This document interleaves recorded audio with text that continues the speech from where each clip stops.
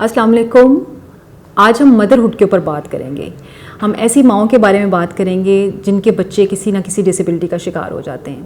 اچھا, اس پہ بہت زیادہ بات کرنے کی ضرورت اس لیے ہے کہ جو سب سے پہلا کرائسس ڈسیبلٹی کا فیس کرنا پڑتا ہے وہ ماں کو کرنا پڑتا ہے. یہ بہت سینسٹیو ایشو ہے. یعنی کوئی بھی بچہ جب کسی فیملی میں پیدا ہوتا ہے تو اس میں سب سے زیادہ جو مسائل کا سامنا کرنا پڑتا ہے یا جواب دہ ہونا پڑتا ہے وہ ماں کو ہونا پڑتا ہے. اب ماں ہونا ایک بہت ہی بڑے اعزاز کی بات ہوتی ہے. یعنی ہماری زندگی میں ایک بہت بڑی تبدیلی لے کے آتا ہے جب کوئی عورت ماں بنتی ہے. اور پھر خاص طور پہ ایسی ماں جس کا پہلا بچہ جو ہے وہ ڈسیبلٹی کا شکار ہوتا ہے تو اس کے لیے سائیکولوجیکل کرائسس بہت زیادہ ہوتے ہیں. ہم عام طور پہ دیکھتے ہیں میرے پاس جو کلائنٹس آتے ہیں اور ان کے بچے جو ہیں وہ ڈسیبلٹی کا شکار ہوتے ہیں, اور خاص طور پہ ایسی مائیں جن کا پہلا بچہ جو ہے وہ کسی ڈسیبلٹی کا شکار ہوتا ہے خدا نخواستہ, ان کے لیے یہ بہت بڑا کرائسس ہے. اور سم ٹائمز ان کو کئی سال لگ جاتے ہیں اس چیز کو ایکسیپٹ کرنے کے لیے کہ یہ ڈسیبلٹی ان کے گھر میں ہو گئی ہے اور اس کو انہوں نے کیسے مینیج کرنا ہے. اور وہ ایک سائیکولوجیکل ٹراما میں ماں چلی جاتی ہے اور اس کو وہاں سے نکلتے ہوئے نہ تو وہ اپنی لائف کو مینیج کر پاتی ہے نہ ہی بچے کی لائف کو مینیج کر پاتی ہے. تو میں اس پہ آج بات کرنا چاہوں گی اور اس پہ میں ماؤں کو کچھ ایڈوائسز کرنا چاہوں گی کہ آپ کس طرح سے مینیج کر سکتے ہیں. دیکھیے, سب سے پہلی بات تو آپ کو یہ سمجھنے کی ضرورت ہے کہ اس میں آپ کا کوئی قصور نہیں ہے.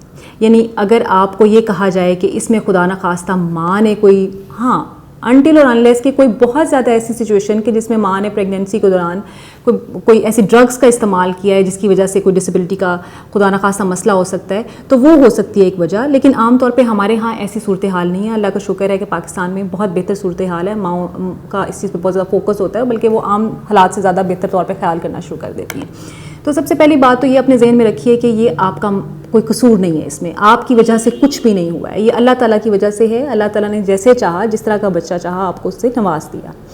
دوسری چیز, جب یہ بچہ ہو جاتا ہے تو فوری طور پہ, ویسے بھی ماؤں کو جب بھی بچہ پیدا ہوتا ہے تو وہ مائیں فوراً سے پہچان لیتی ہیں کہ بچے کی جو حرکات ہیں وہ نارمل ہیں, اس کے جو رسپانسز ہیں یا ریفلیکسز ہیں جو کہ پیدائش کے وقت ہوتے ہیں وہ نارمل ہیں. اگر وہ خود نہیں اس چیز کو ایویلویٹ کر پاتی تو ارد گرد پہ جو بھی گھر میں بڑی خواتین ہوتی ہیں وہ اس چیز کے اوپر ایڈوائز کر دیتی ہیں.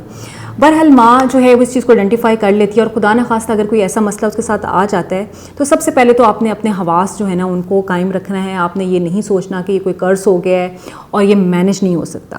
دیکھیے, اللہ کا شکر ہے آج کے دور جو چل رہا ہے اس میں ہر چیز کی مینجمنٹ موجود ہے. آپ جتنی جلدی اس چیز کو ایکسیپٹ کر لیں گی کہ آپ کے گھر میں یہ مسئلہ ہو چکا ہے یا آپ کے بچے کے ساتھ کوئی ڈسیبلٹی ہے, اس کا کوئی شکار ہو چکا ہے, تو اتنا ہی آپ کی اپنی ہیلتھ کے لیے بھی بہتر ہے اور آپ کے بچے کی مینجمنٹ کے لیے بھی بہتر ہے. تیسری چیز آپ نے کیا کرنی ہے, تیسری چیز یہ کرنی ہے کہ فوری طور پہ آپ نے اس کے لیے کنسلٹیشن کے لیے ہیلپ لینی ہے, سپورٹ لینی ہے. آپ جس بھی علاقے میں موجود ہیں وہاں جس طرح کی بھی سپورٹ اویلیبل ہے. یعنی سب سے پہلے تو آپ اپنے جو بھی قریبی کوئی میڈیکل ہیلتھ سینٹر ہے وہاں ڈاکٹر سے رجوع کیجیے, اور اس کے علاوہ کوئی کنسلٹنٹ ہے, تھراپسٹ ہے جو کہ اس ڈسیبلٹی سے ریلیٹڈ, یہ ڈپینڈ کرتا ہے نا کہ بچے کو کس طرح کی معذوری ہے. تو اس کے حوالے سے ابتدائی جو دن ہیں وہ ریہیبلیٹیشن کے لیے, انٹرونشن کے لیے سب سے بہترین ہوتے ہیں. اب جتنا وقت اپنا ضائع کریں گی اس چیز کو ایکسیپٹ کرنے میں کہ اس کے ساتھ کوئی ڈسیبلٹی نہیں ہے, اور ہو سکتا ہے کہ میں فلاں دوائی دے دوں, ہو سکتا ہے میں یہ تعویذ کروا لوں, ہو سکتا ہے میں کسی سے دم کروا لوں تو یہ بہتر ہو جائے.